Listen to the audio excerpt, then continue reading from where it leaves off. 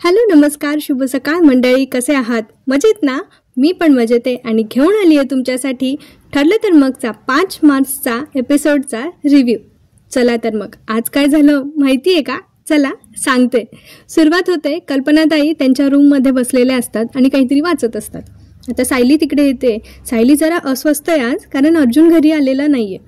पण मग आता सायली कल्पनाताईंची विचारपूस करते की तुमचा पाय कसा आहे? सूज तर दिसत नाहीये. आणि असं म्हणून सायली हात लावून त्यांचा पाय बघायला जाते, पण कल्पनाताईंना दुखतं आणि त्या तिला ओरडतात. तेव्हाच सायली घाबरते आणि म्हणते, माफ करा, मी तुमच्यासाठी बर्फाने पटकन शेकून देऊ का, की लेप करून देऊ तुमच्यासाठी?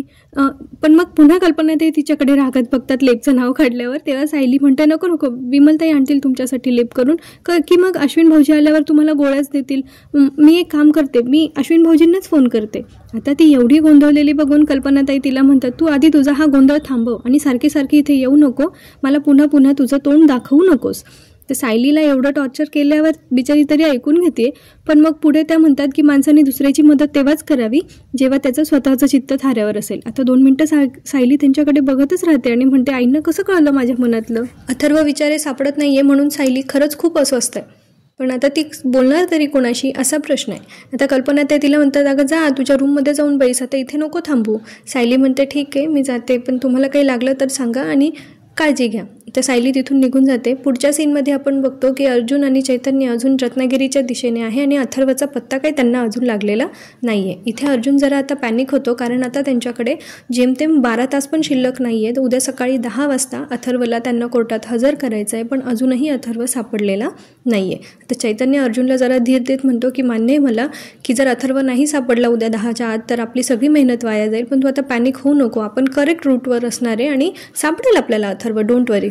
पुढे आता प्रेमवेडा अश्विन गेलाय प्रियाला भेटायला. प्रतिमा आत्या त्याला बघतात आणि म्हणतात, अरे अश्विन अचानक आलास, घरी सगळं ठीक आहे ना?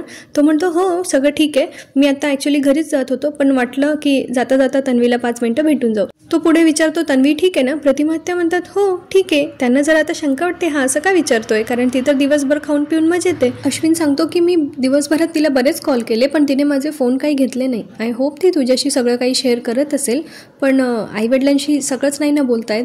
आता प्रतिमा आत्या जरा विचार करत बोलतात आणि मग त्या म्हणतात की पण आज ती ठीक आहे, तिच्या खोलीतच आहे, जा ना तू जाऊन भेट तिला.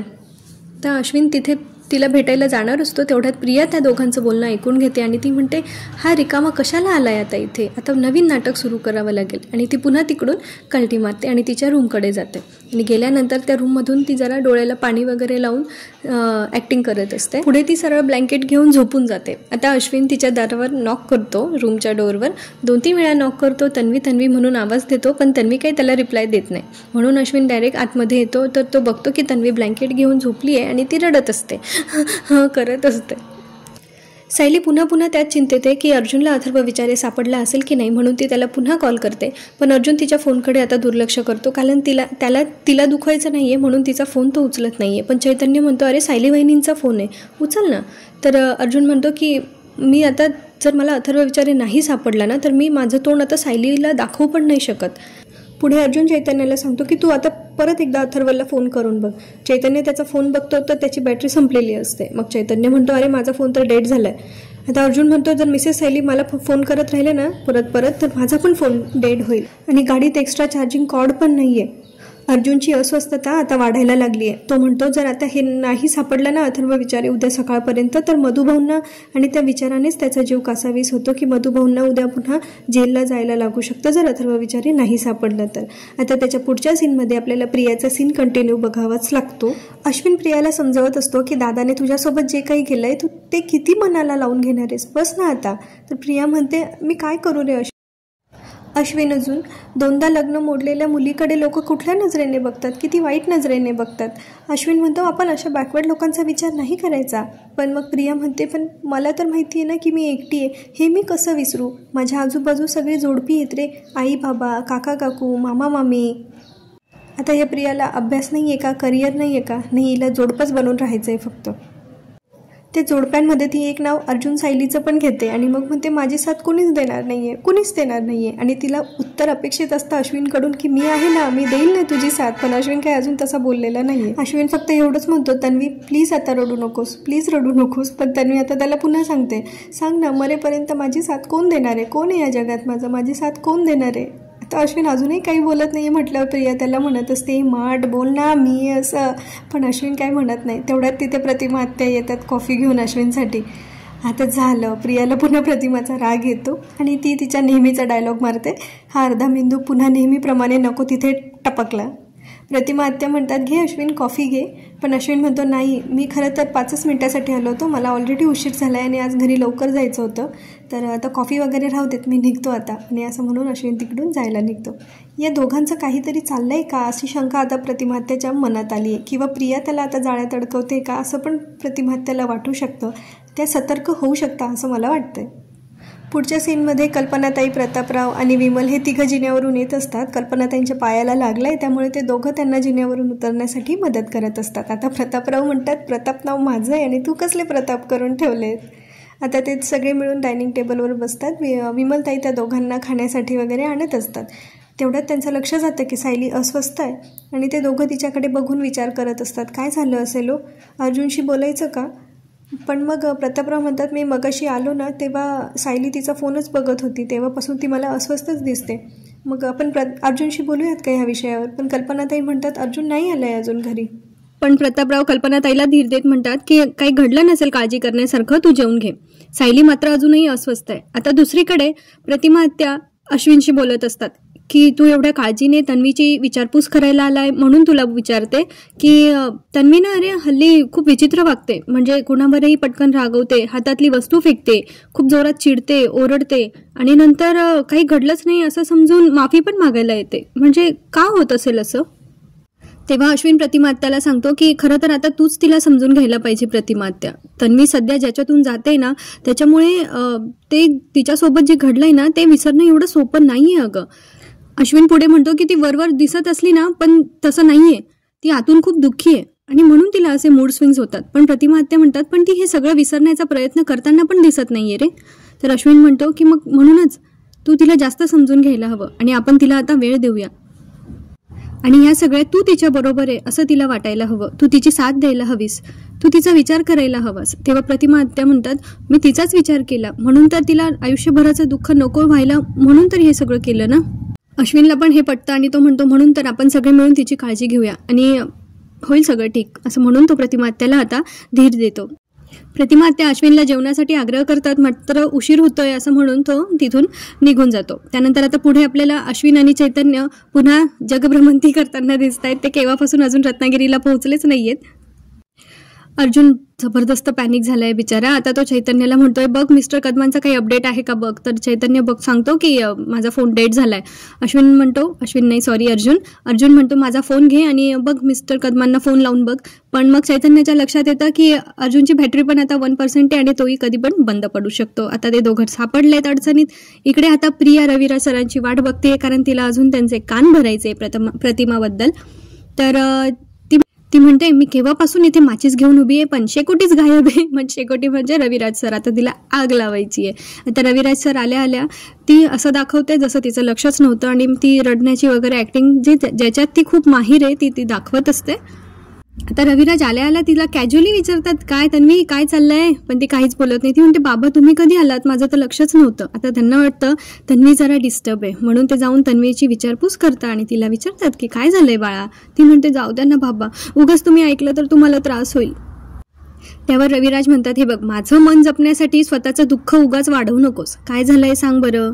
पण तन्वी आधी काही बोलतच नाही. मग त्यावर रविराज म्हणतात, आलं लक्षात, कल्पना आणि प्रताप येऊन गेले ना त्यामुळे तुला टेन्शन आलं असेल आणि म्हणून तू रडत बसली असणार. तर तन्वी म्हणते, नाही हो बाबा, ती सायली जास्तच हे करायला लागली आणि आपल्याच घरातून इतका स्ट्रॉंग सपोर्ट आहे तिला म्हटल्यावर ती शेपरणारच ना. रविराज म्हणतात, आपल्या घरातून. तेव्हा तन्वी आता काडी लावते आणि सांगते की आई आणि सायली दिवसभर व्हिडिओ कॉलवर आणि फोनवर बोलत बसतात आणि आई माझ्याकडे दुर्लक्ष करते. ती सायली आपल्याला आवडत नाही हे माहिती आहे ना तिला, तरी पण ती का त्या सायलीला एवढं डोक्यावर बसवते. मी मुलगी म्हणून कुठे कमी पडते हो, असं सगळं ती रविराज सरांना सांगत असते आणि म्हणते, पूर्णाजीशी नातं टिकवायला हवं वगैरे ठीक आहे हो, पण त्या सायलीचा काय संबंध, आई का तिचा एवढा पुळका येतो. माझं ठीक आहे हो बाबा, पण तुम्हालाही तर नाही आवडत ना, मग आई तुमच्या मनाचा विचार का नाही करत, असं सगळं ती रविराजांच्या मनात भरवण्याचा प्रयत्न करत असते. पण ते पण काही साधे नाही आहेत.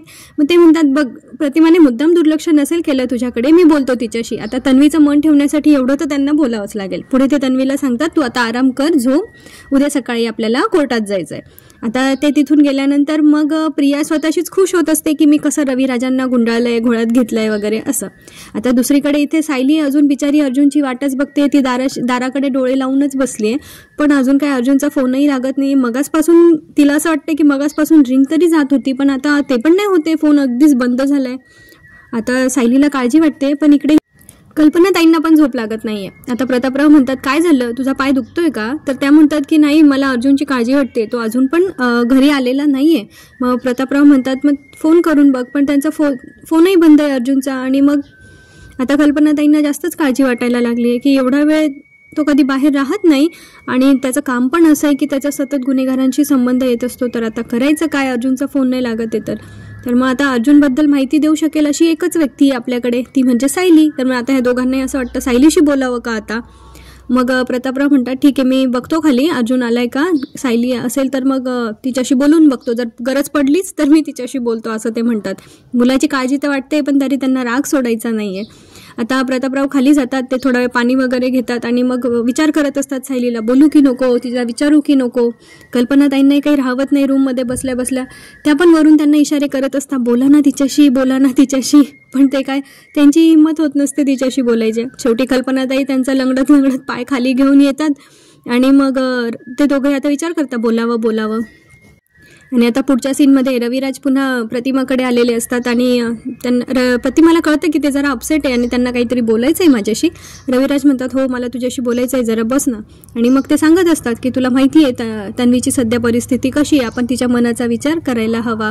तर प्रतिमा ते सांगतात, पण मग मी घेते तिची काळजी तसं, पण तिने पण स्वतःहून प्रयत्न केले पाहिजे बाहेर येण्यासाठी. मग रविराज म्हणतात, तू दिवसभर सायलीशी जर बोलत राहिली फोनवर तर तिला कशी ती त्याच्यातून बाहेर येणार आहे. आता प्रतिमा त्याला कळतं कदाचित तिने तन्वीने पिन मारली असेल रविराजांना. मग रविराज म्हणतात की माझ्या मुलीच्या सुखाच्या आड कोणी आलेलं मला चालणार नाही, मग ती तू का असे ना, मी कोणालाच माफ करणार नाही. आता रागाच्या भरात ते एवढं बोलून गेलेत, प्रतिमा आत्यालाही वाईट वाटतंय आणि त्याही जागेच बसून घेतात की काय मी काहीच नाही केलं तरी पण माझं नाव येतंय असं म्हणून. दुसरीकडे आता कल्पनाताई शेवटी उतरून खाली आल्या आहेत जिन्यावरून आणि ते दोघंही आता प्रयत्न करतायत सायलीशी बोलण्याचा, पण अजून काही त्यांची इच्छा नाही आहे त्यांची खरं तर आता तिच्याशी बोलण्याची आणि त्यांना अवघडल्यासारखं होत आहे. मग प्रतापराव ना विमलताईंना आवाज देतात, विमल, ए विमल. मग सायली त्यांना सांगते की अहो विमलताई केव्हाच्याच झोपल्या असतील, तुम्हाला काही हवं आहे का, मी देऊ का तुम्हाला आणून. तर प्रतापराव म्हणतात नको. आणि मग ते पुन्हा सायलीजवळ येत म्हणतात, अर्जुन आला नाही आहे का अजून. तर सायली म्हणते, नाही ना बाबा, त्यांचा फोन पण नाही लागत आहे, बराच वेळ झाला आहे अजून. मग कल्पनाताई म्हणतात, नक्की गेलाय कुठे तो. तर सायली म्हणते, ते कामासाठीच गेले होते बाहेर आणि एकटे नाही आहेत, चैतन्य भाऊजी आहेत त्यांच्यासोबत. हे ऐकून जरा त्या दोघांना हायसं वाटतं की अर्जुन एकटा तरी नाहीये, पण मग त्यांचा फोन नाही लागत आहे हे बघितल्यावर थोडंसं दोघांनाही काळजी वाटते. मग ते म्हणतात, ठीक आहे, मग आला की कळव आम्हाला, येईल तो, काही काळजी नको करू. आणि ते तिथून निघत असतात तेव्हा सायली परत कल्पनाताईंना विचारते की आई तुमचा पाय बरा आहे ना आता. तेवढ्यात कल्पना चिडते तिच्यावर आणि म्हणते, अर्जुनसाठी काळजी वाटत होती म्हणून तुझ्याशी 2 शब्द बोलले, त्याचा अर्थ असा नाही की तू नंतर परत विचारत बसावं म्हणून. आणि त्यांना उत्तर देतच तिथून निघून जाता. आता एवढं बोलले त्याच्यापेक्षा पाय दुखत होता की नाही तेवढं सांगून द्यायचं होतं ना. बरं जाऊ द्यात. आता सायली अजूनही बिचारी विचारच करते आणि दुसरीकडे अर्जुनही त्याचा शोध चालूच आहे. आता तिसरीकडे रविराज सर त्यांनी डायनिंग टेबल बघितला, तिथे 2 ताट वाढून ठेवलेले आहेत. म्हणजे त्यांना आता कळलं की 1 ताट माझं आहे आणि 1 ताट प्रतिमाचं आहे, म्हणजे प्रतिमा पण अजून जेवलेली नाहीये. आणि त्यांचं जरा आता प्रतिमा घरात दिसत नाही म्हणून त्यांचा जीव खालीवर होतो. ते बघत असतात आवाज देऊन प्रतिमा प्रतिमा म्हणून. आणि या सगळ्या तिघच्या उघ्याच सीनमध्ये अर्जुनची गाडी आपल्याला पुन्हा पुन्हा मध्ये त्यांनी दाखवलेली आहे. आणि आता रविराज सरांना प्रतिमा आत्या घरात दिसत नाही म्हणून ते काळजी करायला लागतात आणि तेवढ्यात त्यांचं लक्ष जातं की बागेतल्या त्यांच्या एका झोपाळ्यावर प्रतिमा आत्या तिथे बसलेल्या आहेत. तर रविराजांना तेव्हा जरा बरं वाटतं आणि ते जातात तिकडे आणि त्यांच्याशी बोलायला जातात आणि म्हणतात की मगाशी मी तुझ्यावर खूप जास्त चिडलो, मला खरं तर तसं बोलायला नको होतं, पण मी तन्वीच्या काळजीपोटी बोलत होतो. तर त्या म्हणतात की नाही तुम्ही माफी वगैरे नका मागू, तसं काही नाही आहे असं. पण मग रविराजांना आता प्रतिमा आत्यामध्ये जुन्या प्रतिमा आत्याची थोडीशी झलक दिसते. पुढे ते म्हणतात की पूर्वी जसं तुला अस्वस्थ वाटायचं, तू इथे येऊन बसायचीस, तसं आता मला असं वाटतंय की माझी पूर्वीची प्रतिमा मला हळूहळू परत मिळते. तर आता ते विचार करायला लागतं प्रतिमात्या की माझी स्मृती परत येते की आहे ते पण मी विसरते, कारण हल्ली जे कारस्थानं चालले आहेत त्यांच्यासोबत तन्वीचे, त्याच्यावरून त्यांना अशी शंका यायला लागली. रविराज म्हणतात असं का बोलतेस, पण त्या त्याच्यावर काही उत्तर देत नाही. आणि मग म्हणतात नाही मला सहज वाटलं इथे येऊन बसावं असं म्हणून मी आले, पण इथे बसल्यावर मला जरा बरं वाटतंय. आणि त्या दोघांचे असे थोडेसे नवरा बायकोचे जे एकांताचे क्षण असतात शांततेत बोलण्याचे, ते आपल्याला इथे बघायला मिळतात, जे खूप दिवसापासून मिसिंग होते. इतक्या वर्षानंतर त्यांची भेट झाली आहे खरं तर, पण त्या दोघांना तन्वीच्या कारस्थानांमुळे एकमेकांशी बोलायला वेळच नाही आहे खरं तर.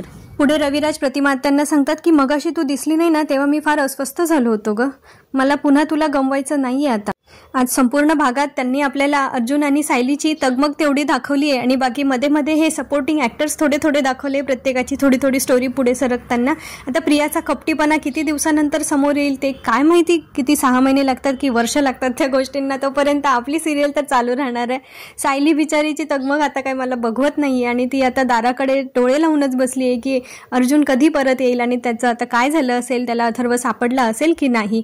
दुसऱ्या दिवशी बहुतेक रात्रभर आता अर्जुन आलेला नाहीये. दुसऱ्या दिवशी सकाळी सायली देवी, जर माझी भक्ती खरी असेल ना तर अथर्व विचारे यांना नक्की सापडेल आणि नक्कीच देवी आई सायलीचं ऐकतील, अथर्व अर्जुनला सापडेल. उद्याच्या भागात ते आपल्याला बघायला मिळणार आहे. अथर्व तर सापडला आहे, पण आता तो साक्ष द्यायला येईल की नाही, अर्जुन त्याला कसा परत आणेल आणि ते दोघंही कोर्टात वेळेत पोहोचू शकतील की नाही हे बघणं ही खूप मनोरंजक ठरणार आहे. तर भेटूया पुढच्या भागात. तोपर्यंत हसत राहा, खुश राहा. माझ्या आवाजातला रिव्ह्यू आवडला असेल तर चॅनलला लाईक, शेअर, सबस्क्राईब करायला विसरू नका. आपली आणि आपल्या प्रियजनांची काळजी घेत राहा. भेटूया पुढच्या भागात. धन्यवाद.